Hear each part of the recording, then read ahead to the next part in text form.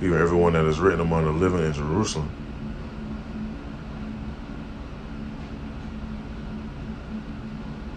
And just go on some more now. And they talk about the chariots too. Also, when you go down to verse 5, I remember having, just speaking a little brief testimony, having dreams and stuff about this. But one time, I had this one dream, and it was people talking shit because all this stuff was going on, and they like, "Why you so calm? Like, nothing gonna happen to you. What make you so comfortable?" I'm like, and it was a bunch of trees. I remember seeing a tree line. The next thing you know, a chariot appears, like all white with like bright white light. Almost like, let me see if I can pull up on my, almost like this on my background right there. That's why I say this on my background, because it looked exactly like that in my dream. You see the ship in the background with the white light, and it beamed me up in the dream. And you had niggas trying to grab on and hold on to me, and they was getting zapped. They wasn't supposed to go up on them. Females too. That some of them weren't supposed to go on there. And you're gonna have stuff like that happen. That's gonna bug people out even more. And when you read the scripture right here, it says in verse 5, "And the Lord will create upon every dwelling place of Mount Zion, and upon her assemblies a cloud and a smoke by day, and a shine of a flaming fire by night. For upon all the glory shall be a defense." And that cloud and the smoke by day, it's talking about the chariot hovering over you. It'll be hot as hell outside, but you're gonna be cool. That chariot gonna be there. It might cloak as a cloud. Nighttime, same thing. You might see it like it's lightning. It ain't even lightning. You don't hear no thunder or none of that. You just see lightning floating across the sky. I see a big ship that look like a cloud floating across the sky with lights on it. And that's gonna be for the elect, man. And look, that's what's gonna really make women want to take hold of that one, man. They do it. Women do it now to celebrities and shit. You have a lot of these women, a celebrity, invite 20 bitches to his room and have his way with them.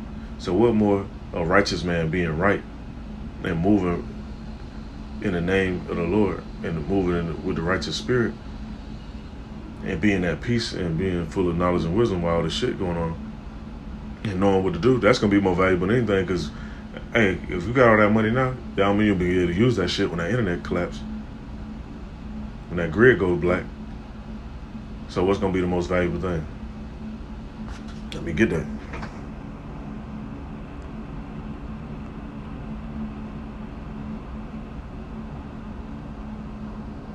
Look at Isaiah chapter 13, verse 12. It says, "I will make a man more precious than fine gold, even a man in the golden wedge of Ophir."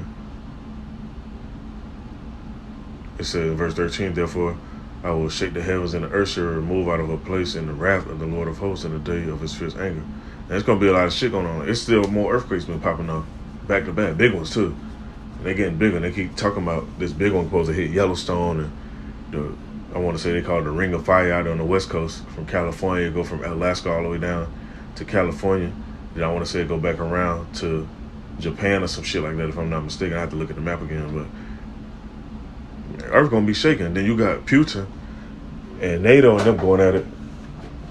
Shit, if they launch a nuke, that's gonna shake some shit up, because it might hit a fault line, or who knows? They might launch a few of them. Time will tell, but something gonna pop off soon. And you got these hot ass months coming up. Hey, they like going to war when it's hot. They could be outside, maneuver, and all that different shit. Ice be done melted so they can maneuver their vehicles and do what they need to do. So the Most High been stirring stuff up. So, and the men that know this stuff and is witnessing and applying this stuff to the scriptures are going to be the most precious men, the most valuable men. Let me see.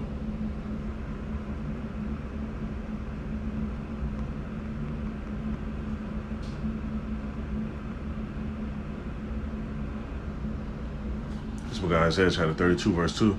It says, "And a man shall be as a hiding place from the wind, and a cover from the tempest, as rivers of water in a dry place, as a shadow of a great rock in a weary land." And that's why you, Akim, they be listening to this video. That's why you've been getting built up, man. Because you got to be a solid, stern man to deal with all this shit. Death around you everywhere you look. People bugging out. People got heavy spirits on them, heavy demons on them. People trying to come up against you, give you them faces. You got to have a stern look to give them faces and make them turn their fucking head. You got to be able to speak clear. You can't be saying all the time. No, you got to be clear. You got to think, be precise. Ask the Most High to give you clarity. I remember when I was young, I couldn't even read like this. Now, I know these scriptures, front to back, inside, out, the books they took out, the books that's still in, all that. And Tawadi Habashin Yamasha for that. Now, verse 3, it says, and the eyes of them that see should not be dim, and the ears of them that hear should hearken. Because you got a lot of people, man, you show them this stuff, like these videos. Man, a lot of people, they'll look at a video for a little bit and go right past it. Like, I don't want to hear that shit. You read these scriptures, these precepts of certain people, I don't want to hear that. They've been saying that. My great-great-grandpapa been saying that. My grandma been going to church and they've been talking about certain stuff. They want to talk about certain stuff in particular. It's just now there's more stuff in your face. People don't want to hear it now. But they're going to be forced to see it and hear it and feel it. Verse 4 said, the heart also of the rash shall understand knowledge, and the tongue of the stammerers shall be ready to speak plainly. The vile person should be no more called liberal, nor the churl said to be bountiful. Because right now, you got a lot of vile shit that's put up on a pedestal. Motherfuckers living wild as fuck, doing dumbass shit. And people look at that like it's the way to live. Like, no. Verse 6 said, for the vile person will speak villainly, and his heart will work iniquity to practice hypocrisy and to utter error against the Lord, to make empty the soul of the hungry, and we cause the drink of the thirsty to fail. The instruments also of the churl are evil. He devises wicked devices to destroy the poor with lying words, even when the needy speak of right. But the liberal deviseth liberal things, and by liberal things shall he stand. And that's why the Most High making men the way you are, man. We know, hey, a lot of men, and I ain't just speaking on me per se. You got a lot of men that could be judges if they wanted to. Like, men can really be sitting in that chair with that gavel and weighing matters. And the Most High been reprogramming men's mind and training you, putting you through stuff just so you can judge stuff, man. Just so you can be the judges of this earth. And that's valuable, man. You can't take that lightly. So being liberal, even if it seems like don't nobody see it, the Most High see it. That's the main thing. That's who you really want to please. It ain't about pleasing people that's around you and all this different shit. It's about when the Most High sent his angels down to look. Hey, what are you doing? Is he calling on my name? Is he giving reverence, giving thanks? Is he teaching my name, my words? Being liberal in his ways, balance and order. That's what's going to help you stand, man. In verse 9, it says, rise up, you women. I keep going back to these women. Why? Because you women out of fucking order. And when a man be in order and try to help you get in order, you bug out. But when everybody bugging out doing, you see them men with a clear mind, that's where you're going to be trying to be at. And guess what? A lot of men, they're not going to deal with none of y'all shit. Y'all come with that crazy shit that, oh, I ain't doing this. And okay, bye. Now it says, rise up, you women that are at ease. Hear my voice, you careless daughters, give ear into my speech. Many days and years shall you be troubled, you careless women, for the vintage shall fail, the gathering shall not come. Tremble, you women that are at ease. Be troubled, you careless ones. Strip you and make you bare, and girdle sackcloth upon your loins. They shall lament for the teats, for the pleasant fields, for the fruitful vine. Upon the land of my people shall come up thorns and briars. Yeah, upon the houses of the joy and the joyous city. Because the palaces shall be forsaken, the multitude of the cities shall be left. The forts and towers shall be for dens forever. A joy of wild asses, a pasture of flocks, until the Spirit be poured upon us from on high, and the wilderness be a fruitful field, and the fruitful field be counted for a forest. The judgment shall dwell in the wilderness, and righteousness remain in the fruitful field. And this just goes on more to show how things gonna go from worse to better. But stuff gonna get worse, man. That fucking pandemic thing, that wasn't nothing but a test run. Esau got some more shit cooked up. Now, I'm gonna let this video play just a little bit more, and I'm gonna end this one off. I got another video I want to speak on. They are lonely. Young adults are twice as likely to feel lonely as other adults. Now, across all ages, 17% of U.S. adults say they felt loneliness a lot of the day. This means 44 million Americans, 1 in 10 of our friends, neighbors, coworkers, feel so lonely. Now, for one family, loneliness isn't just a feeling. Cindy and Ann Jordan lost their teenage daughter to loneliness.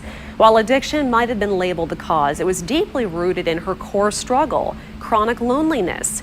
Chronic loneliness is a silent killer, but not for long. It is such a serious problem that the Surgeon General just declared loneliness Hey, and see, look, this whole video, because I know I'm extending this video a little long, and I know a lot of people have short attention span.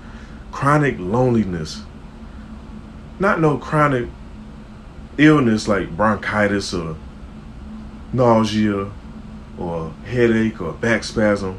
Fucking loneliness. This society don't brainwash people and got people so fucked up in the mind. People have a loneliness disorder. Just think about that, man. That's crazy. And that's why it's a beautiful thing to call upon the Lord, man. Think about these precepts before you go to bed. Send them prayers up. Think about these precepts. When stuff going on in your life, don't forget about these precepts. When stuff going good in your life, don't forget about these precepts. Don't just call on the Most High. Like the scripture says, seek the Lord while the evil days come not. Don't wait till it get evil to call on the Most High. Call on him when stuff moving. He looking out and blessing you and testing you and making sure you cool and all that. Because the Most High appreciate that, man. And he gonna make sure your mind clears. You ain't gonna be bugging out with no fucking no loneliness disorder.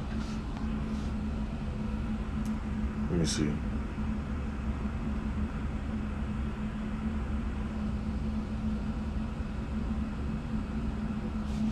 Book of 2 Timothy chapter 2 verse 3 says, Thou therefore endure hardness, or though therefore endure hardness as a good soldier of Hamashiach Yahushua. Matter of fact, let me read up a little bit more. Book of 2 Timothy chapter 2, and you see the top part says, be strong. That's why we go through these things, so we can become stronger and stronger. It says, Thou therefore, my son, be strong in grace that is in Hamashiach Yahushua. It says, and the things that thou hast heard of me among many witnesses, the same commit thou to faithful men who shall be able to teach others also. Thou therefore endure hardness as a good soldier of Yahushua Mashiach.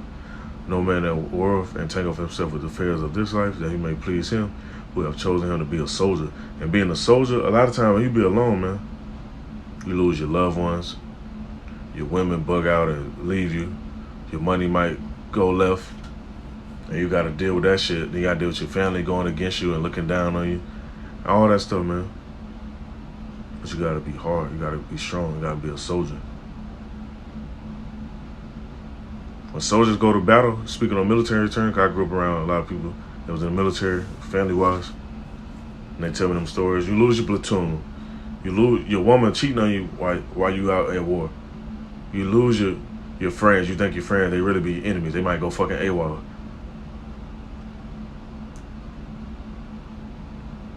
You might see hella shit. All type of stuff going on, man.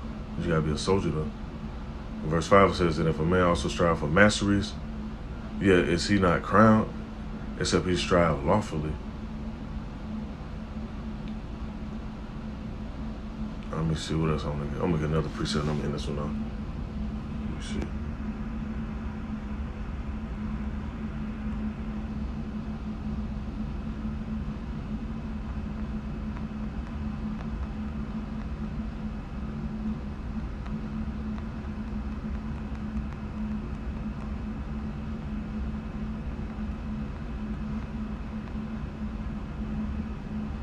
Book of Isaiah chapter 33 verse 6. It says, and wisdom and knowledge shall be the stability of thy times and the strength of salvation. The fear of the Lord is his treasure. And why is the fear of the Lord will be the treasure? I'm sorry, I'm gonna get one more, but I gotta get this one right.